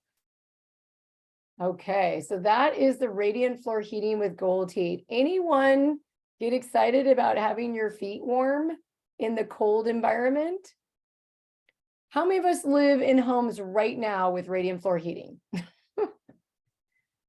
You know, how many of you have ever stepped on radiant floor heating in any other home that you've ever been to? I know I did. The very first time I did, I was blown away. It was a tile floor. It was a very wealthy home. And we all were like gaga goo goo. Well, the cool thing is you don't need, the champagne budget for radiant floor heating. Think somewhere in the 2,500 for, around a 300 square foot home. You don't need the full percentage because like I showed in the video, you only need the areas where your feet are touching. And I just did a major rant on this because there's a mini split right up there. I love mini splits. Okay. I'm not hating on mini splits for air conditioning, but here's the scoop. It's up there. My feet are cold down here in the morning and I want that heat to rise. So I love it. The first time in a bathroom in a German home. Yep. It's awesome. I have a client's home that I stay in that have radiant floor heating. We can get that in our tiny homes because the beauty is they're being built from scratch. You just saw the tour, if you guys were here earlier, with Gail with United Tiny Homes, showing that all these homes are being built, even whether it's a model or a custom home, they're all being built from scratch. And I love it. Zach says radiant floors are luxurious, but I think it's a great addition to a mini split or a wood stove. And I would use it for I would use it for my only heat source. I think, did you say you would use radiant floor heating? Addition to a mini split or wood stove. I think he meant to say I would not use it as my only heat source. I think I wouldn't. Yeah, there he goes. He said that. Okay. And so here's the one thing that I heard directly from Russ with Gold Heat. If you design the flooring well enough and really good insulation, it's possible that you don't need another heat source. However, I'm with Zach, for those crazy cold climates, who knows what's going to happen? We saw what happened in Texas. And if it gets really, really cold and that radiant floor heating can't keep up, you probably want another heat source. And the beauty is if you got your mini split, you can. but my mini split does not heat my floor. And that's where I want, I'm always ending up wearing slippers. It's that time of year. Most of the time of the year we're promoting gold heat. It's like summer at these shows and we're all baking in the sun. So it's actually nice in this time of year. Think about what you do to your feet every morning walking around. And if you let your feet go bare feet from the bed to the ground, how long do you let them walk around bare until you get too cold? Right? Because these are the things that I just want people to know about. Now, if you pair this gold heat with a solar off-grid system, it all depends on the time of year. The time of year that it's naturally cold is oftentimes when it's cloudy, and covered. So that might be the time where either you need more grid intertie or you might need a backup generator. So those are just some things to consider for that off-grid. I speak all languages. What I mostly speak is building science. And what I really like to speak is warming my body, right? Okay, so I'm going to get out of that, jump back into where we were. Okay. And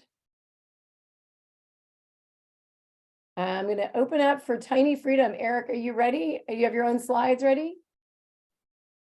You're muted. I can hear you in the other room.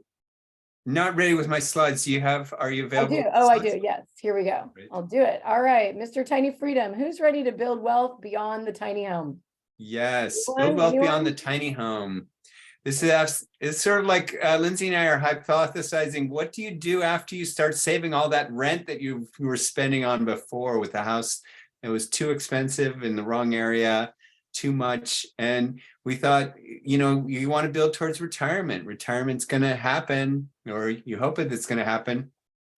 Retirement's that time in which your passive income is greater than is necessary for your passive income is more than your current needs. So this is this little graph that has to do with compound interest. That's one of the basics that we cover. In this little graph, this one person saves $1,000 a year from the age 25 to 35 and then lets it grow. And that you throw it into the magic calculator, and that person ends up with 157,000. And we know this is old news, not a lot of numbers, but the compound interest is the exact same thing.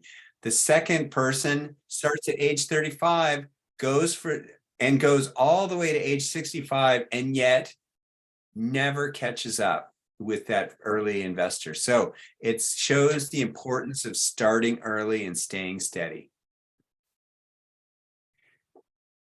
Oh yeah, stops after 10 years. Thank you.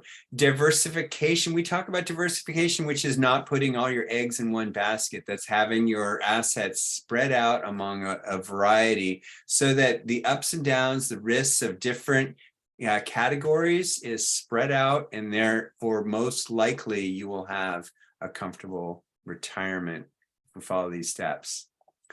We talk about tax engineering. Tax engineering is it's not just we're not trying to evade taxes. We're trying to pay our due taxes at the time in which it's important to do it. And we throw these. There's a lot of things that this alphabet soup of retirement, the SEP IRAs, the IRAs, the 401ks, the Roth. We throw them into three big categories, and you start with taxable. This is holding your money outside of any kind of vehicle. That's your saving accounts, your CDs. You're going to pay taxes in the year in which you earn the money. You're going to pay taxes on the growth, interest and capital gains, and then you're going to pay taxes at the end. So it's really not a very efficient vehicle for saving money. Next best bucket is tax deferred. These are very common. These are your 401ks, your IRAs. There you get to deduct your current income, the amount you put into these accounts in the current year, but you end up paying for it at the back end. And you'd think, oh, I'm going to earn less in retirement. But it actually, when they do the studies, people's tax marginal incomes don't actually go down. Their income actually stays at a level. So they're basically spending more in taxes than they would otherwise need to. And then the third category, the third big bucket is tax advantage. In this one, you pay your taxes now, but then you get your distributions tax free. So imagine a tax-free retirement. It's possible, but there's only two ways to do it. One is your Roth IRA, which some people are familiar with. You can only put up to $6,000 a year, actually up to $7,000 after age 55, or cash accumulation in life insurance. And this is something a lot of people don't know about. There's a way to save money for retirement using your life insurance policy. We talk about the protection of assets. Like, what's the point of saving a big bucket of money if you should get sued, or you're just all the crazy things that happen if you start a business that you could get, you could be liable for, or your kid learns to drive and then something happens in their learning process, an event. So we talk about putting your assets in a living trust, and it's basically a corporation which has one client and one owner, and that would be you.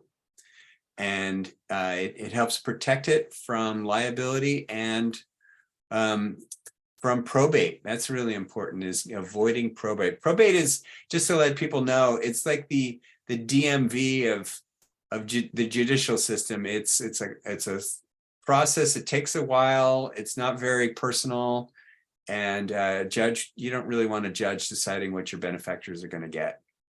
Definitely a legacy. If you want to have, protection of assets is also your tiny home, to make sure loved ones actually receive it easily. So I always say, if you have $1,000 or more in assets and you don't have a living trust and you have kids or you have loved ones, it's really important to get a living trust. In addition to the fact that you get advanced care directive, also power of attorney, will, and trust. That's oftentimes what people don't know when they hear about, this sort of will and trust package. Yeah, it's a great package.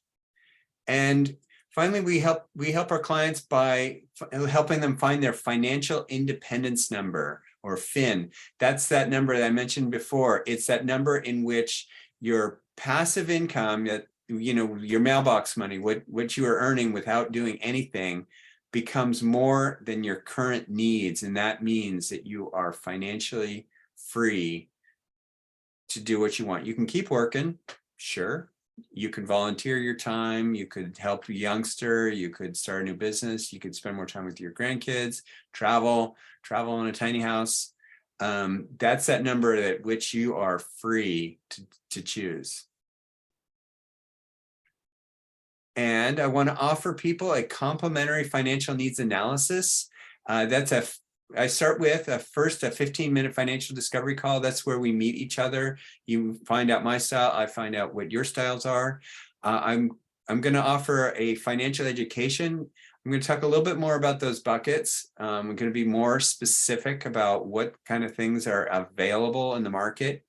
And then I'm going to help people do a financial needs analysis. This is where we go into the nitty-gritty, the what's happening in your financial life, and finally a solutions presentation where we're going to tweak the engineer. We're basically going to engineer it so that we tweak and provide a solution for what your goals and dreams are.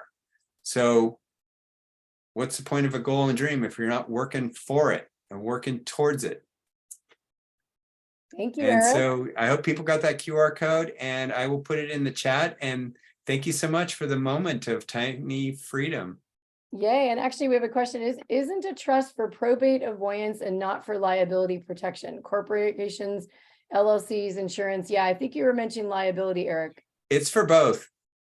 It's for both. When your assets are in a trust, you are protected from, it's not perfect, like you can never be sued for anything, but often you can structure it in a way where your business is, there's really no assets in your business. Like it's a computer, for instance.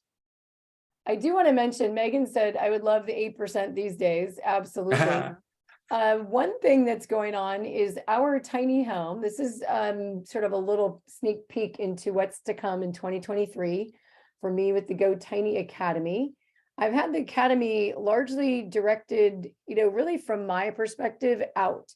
And I'm so fun because I've got Sharon's face right here in front of me on her screenshot.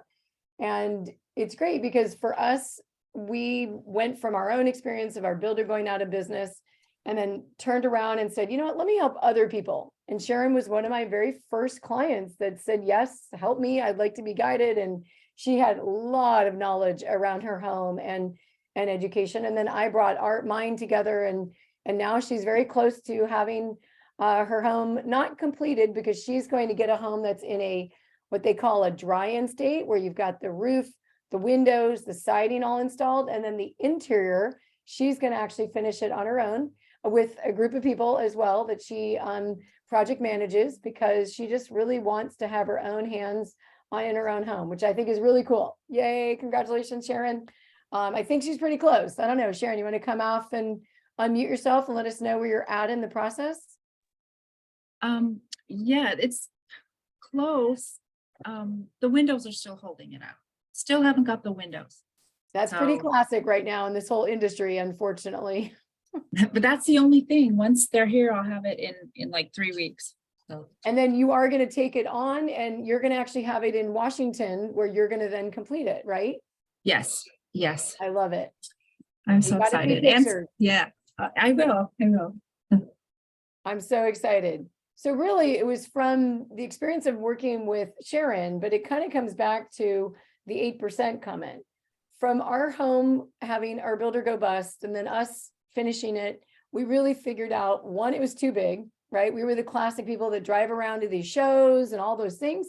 And that 32-foot tiny home that really was too heavy on the front end. The reason why we know this is every time we went over a bump or anything, it just kind of threw us in a way that just was not comfortable. And we did our time of the 6,000 miles driving around the country. So we experienced it and we just really realized like it's not for travel. Most people don't travel with their tiny home unless you're like, Alexis and Christian with Tiny House Expedition or Zach, and there's a number of us that have done it, but it's a handful compared to the rest of the industry. And so what we've done is put our home in San Diego, and we had tried to sell it for 125. What didn't get a bite, right? It was pretty high. We kind of priced ourselves out from selling it because we weren't quite sure, and we're grateful we didn't. We found a location with a couple that owned a home in Escondido. We put it in the backyard, and now we're making, based on an $85,000 sale price. So we've gone way down from 125 down to 85, but we were comfortable with that because if we could cash that out, we can go do other things with that, mainly go buy other tiny homes. So with that, right now, what we're able to generate is 11% return on investment based on an 85,000. We did say, well, what if we didn't do it 85? Let's do 90. Let's be real. Now you're kind of more at a 10% return on investment. So it is possible. Now that definitely has a lot to do with where we've rented it, right? San Diego rents are going to be different than where I live here in Ukiah. It's probably like $1,000 difference.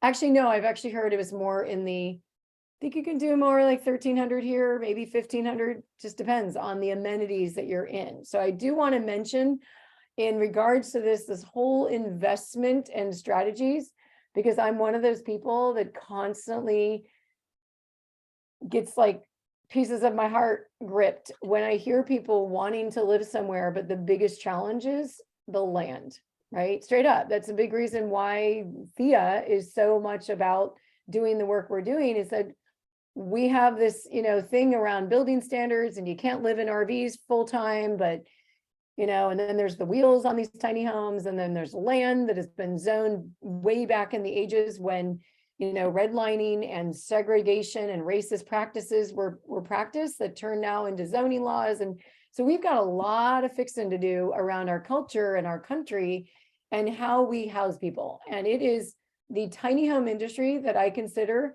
a complementary disruptor. And the reason why I say that, I know Zach mentioned earlier about being a disruptor. I think he just popped off. Complementary disruptor. So you have tiny home A and tiny home B. Tiny home A can go in the backyard of a single family home, right? It can be there. It can be complementary to the home. It can pay off mortgage. It can help, save money for retirement. It can do all kinds of things. It can also put a loved one in the home in the backyard.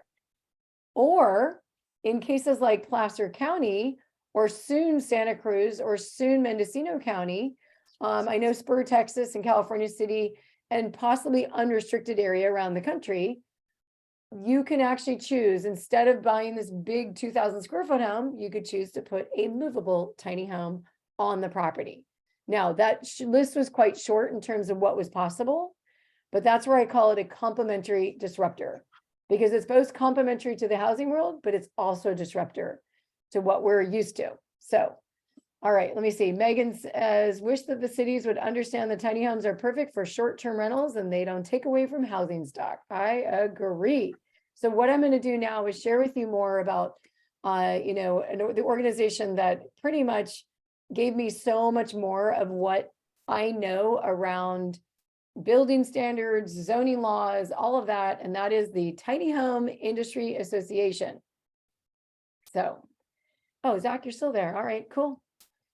Zach is vice president and very much involved with where this industry is heading, because if we don't lead the charge, someone else is going to come in and take over for us. So our industry is different than just the manufactured industry. Our industry is different than a home built on site. And so the Tiny Home Industry Association is very much dedicated to allowing tiny homes that are permissible and permanent. And here's the realities of what's going on in housing right now. There she is looking at what's available, not so much. Housing starts, that's actually a term that relates to groundbreaking, like breaking of ground. So it's funny how many of our stacks and standards are related to the actual building of homes on site, when the reality is there's factory built homes on the rise, okay? And that is what we're going to be able to do to get us, I think, factory built homes built in a factory. There's actually a term called factory built homes, but homes that are built in a factory or manufactured to different building standards, but built in a factory, arrive on wheels and placed on foundation, have the biggest potential to transform the housing industry and get us out of the craziness that we've got with regards to housing. Number two, affordability. It can be looked at two different ways, either from income or the amount of money that you spend on your housing. So everything's relative. What's affordable to one person might not be affordable to another, right? Just depends on income. It also depends on how much you're spending. So if someone's spending 30% of income or more on housing, now we're getting into more realities around the lack of affordable housing and the need for it. Then we get into categories of people spending 50% or more of income on their housing. And what's even worse, 80% or more. And then we get in too close. If something was to happen, medical, family loss of a loved one, job loss, you name it, and you're that close to the edge, this is really where housing insecurity steps in. We see a lot this with our veterans. In fact, Zach's a big contributor to the Operation Tiny House, founder of that organization, really supporting our veterans, which as an Army brat and someone that grew up, my dad was a physical therapist during the Vietnam War and received the guys coming back from Vietnam with missing limbs. And, he was very much, even though he didn't go to war, he dealt with the war. He saw it in the aftermath. And to have our veterans housing insecure is just unacceptable in my book. Okay, so little side note there, big one. Number three, cost of materials on the rise. If things weren't already challenging, now the cost of materials didn't just go up a little bit. They went up double, triple. I think some of them are kind of coming back. Now we've got inflation, price of fuel, all those things contribute to the challenges of housing. And so the tiny home industry dedicated to regulation changes to develop industry best practices and construction standards so that we increase the widespread use of permanent and permissible housing. The reason why we went so deep, we spent a long time figuring out these words, is because we build on wheels, and wheels are oftentimes seen as RVs, and so they're not known as permanent living. And so we've been dealing with that. Well, we've kind of dealt with that in pretty good ways. Placer County not only approving movable tiny homes as accessory dwelling units to the main home, but also as cluster development and on certain zone properties as standalone units. And guess what? The second Placer County started doing this. Santa Cruz County has been interested in doing this. Mendocino County, where I'm at, actually not only is considering ADUs, but also movable tiny homes as primary residences. So it is happening.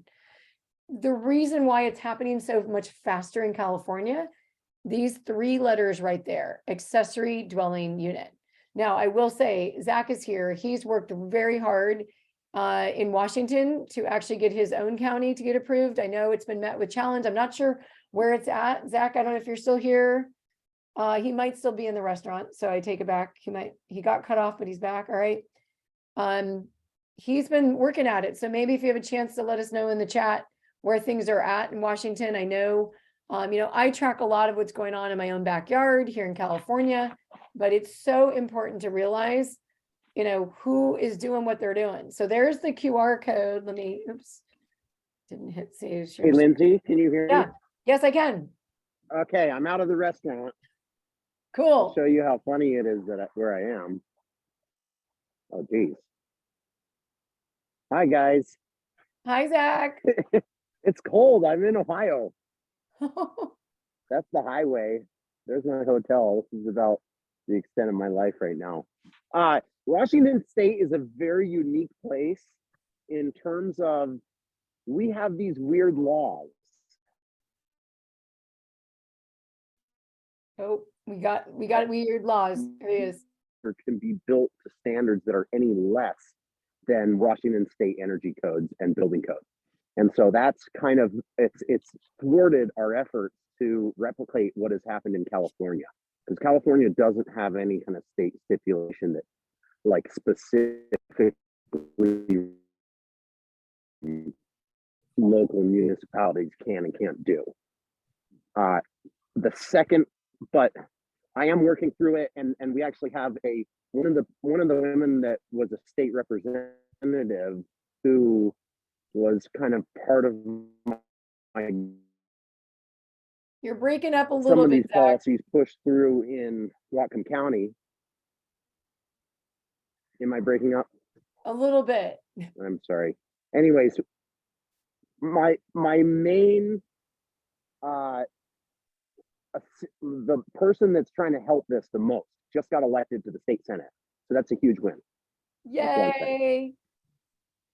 Awesome. Okay, so I know labor and industries, Dan Fitzpatrick often talks about like he's so used to California political and really it's been Zach diving into the whole world of Washington and other builders that are there in Washington. So thank you so much, Zach, for letting us know. I did not know it was because of the energy codes and other things, but it's people like Zach, Dan Fitzpatrick, others around the country that are advocating to make changes. Right here in Mendocino County, I got a text one day saying, hey, did you know that the supervisors are talking about movable tiny homes? And I was like, what?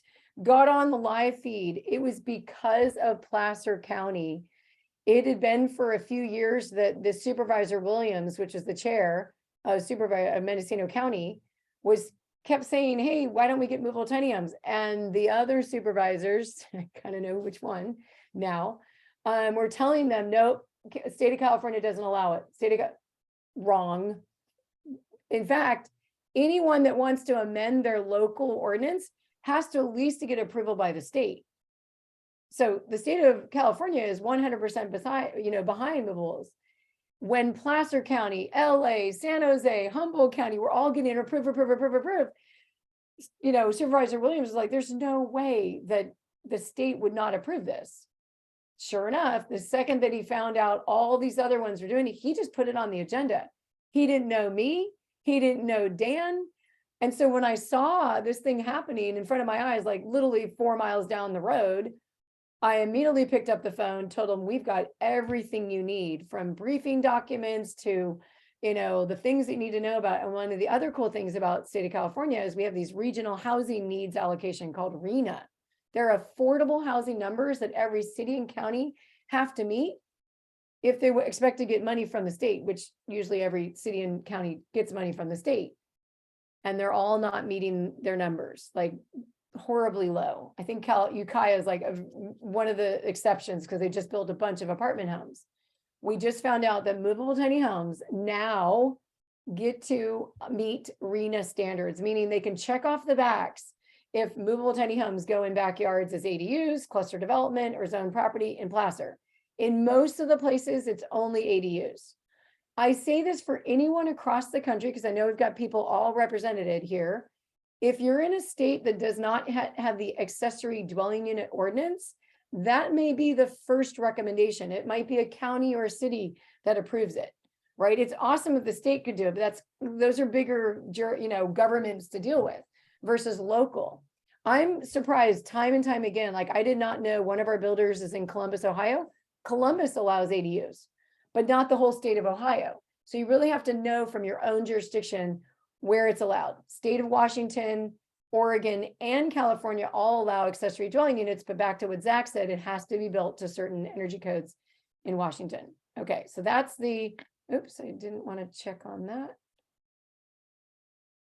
Okay. All right, so the ITHP is also a document that the International Code Council put out with THIA, the Modular Builder Association, and Building Institute. This is a groundbreaking document, only 2 months old now. And what it does is it houses and references all the standards that a movable tiny home or something that we would consider movable. It could be built to International Residential Code. It can be built to HUD code. It can be built to NFPA or ANSI. All of those terminologies I cover in my 4 types of tiny homes because it's so important to understand which building standard you're building to. And inside the Industry Association website under resources is a tiny home resource map. Another part of being part of membership with THIA is THIA Thursdays, like we're doing right before the showcase. We actually had Gail actually come out and share all about her factory and there in Arizona. It was really great. So anyone that's a member will get the replay if you missed that. And then we have membership packages for anyone that's here, that's part of my community. You were able to join both the THIA event as well as this one. And so we encourage you to become a THIA member. So who's ready to legalize tiny homes? The biggest, coolest thing that we've just launched again and again is the sponsor a jurisdiction. This is where we need more people to get the briefing document, to have a strategy call with myself so you can understand where you're at in the process of advocating, and then a strategy call with myself, Dan, and an elected official or a staffer, or the dream team would be both, right? Because having all 4 of us there is where magic can happen. And that's exactly what I just saw here in Mendocino County. We went with the supervisor call first, then we had the supervisor and the county planner. Then they had their second meeting agenda, and we got 5 votes telling the planner to go and come back and bring it, but I'm pretty sure we're going to have 4, if not all 5 of the votes. All we need are 3. So I'm 99.99999% sure that Mendocino County will be yet another county to go forward. So I couldn't be happier that it's happening here. So I wanted to share with you, Fresno show has already happened, but we've got Tiny Fest coming up December 3rd and 4th in Scottsdale, and we're super excited about that happening. And I want to share with you that the Go Tiny Academy is going to actually be hosting our own little video all about it. And I'll be sharing more information about that. That's going to be the Friday night before Tiny Fest, which is great because I like to be at the show and sharing with people what's going on. Okay, so now that you've stayed here till the end, who's ready for prizes? Who's ready? Come on. Here we go. Yes, ITHP is great news. Awesome. Let me just see. So if I heard correctly, in California, the state code supersedes local or city code. When it comes to accessory dwelling unit, Megan, yeah, the whole state of California. If you're in an area where it's flood or you can't expand your septic, there's other factors that come into play as to what will be allowed or not allowed, your size. A lot of people think they can do things on the side lot, but maybe only in the backyard, and you got a pool back there. That's more ADU, but state code superseding local or city. In the case of ADUs in California, yeah, they approved them in 2017. put more rules out in 2020. And then now we're really seeing the big adoption go on because of more and more rules. So I love it. I love Zach's dream. I can already see it. The dream is there are 2,500 municipalities in the US, and we should have 2,500 representatives talking to the council members. Boom. I love it. Yes.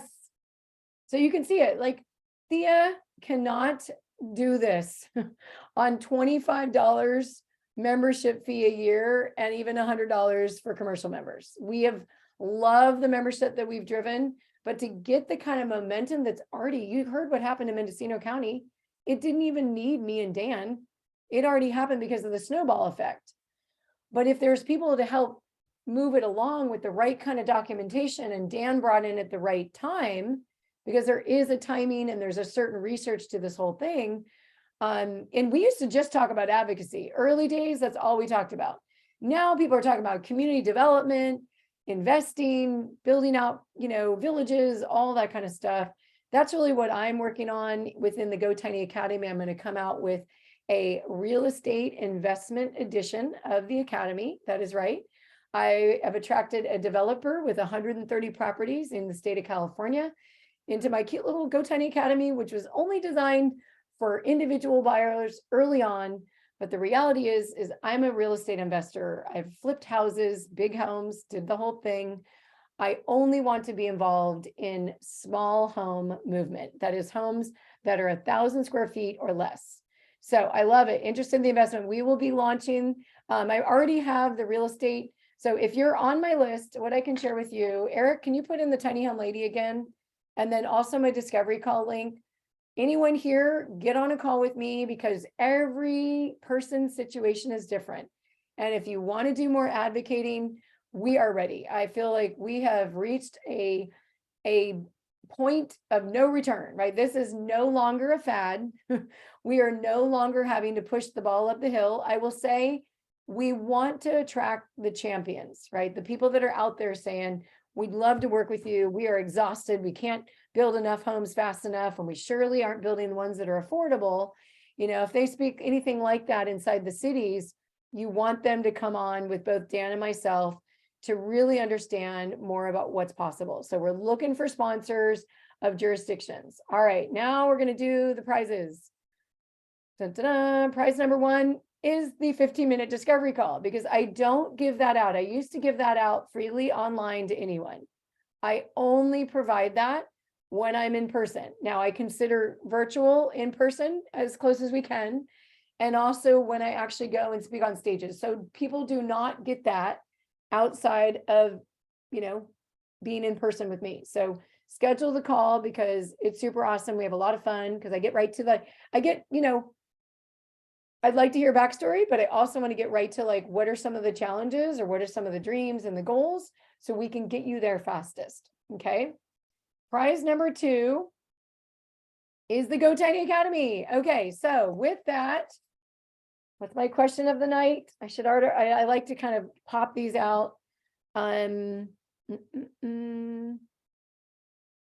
This is going to be in the chat. Get your fingers ready to answer it. I just had it. Let's see. What is the name of the product, the company that provides the radiant floor heating? What is the name of the company that provides the radiant floor heating for the heat to rise from your tiny toes to your nose? Anyone remember?